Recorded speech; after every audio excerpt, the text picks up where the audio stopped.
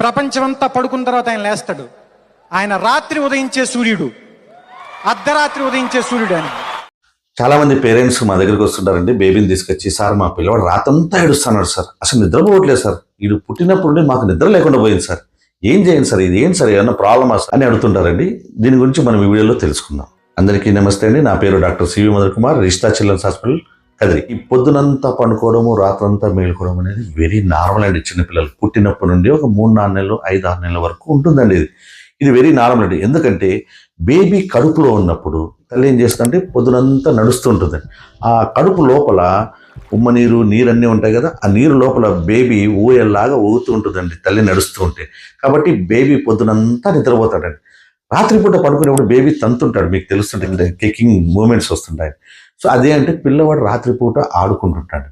అదే ప్యాటర్నే బయటికి వచ్చిన తర్వాత కూడా ఒక 2-3 నెలల వరకు ఉంటుందండి.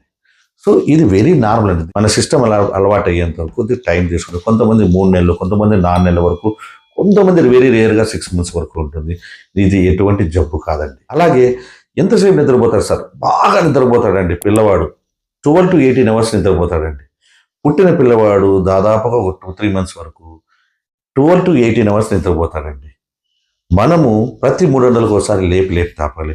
12 hours అంటే 12 hours అని లేదు, లేదా 18 hours అంటే 18, అటు ఇటు ఎక్కువసేపు నిద్రపోతూ ఉంటాడండి పిల్లడు. ఇది కూడా నార్మల్. అందుకోసమే తల్లులు రాత్రిపూట పిల్లల్ని బాగా మేలుకొని బాగా పాలు అంటే సరిపోతుంది.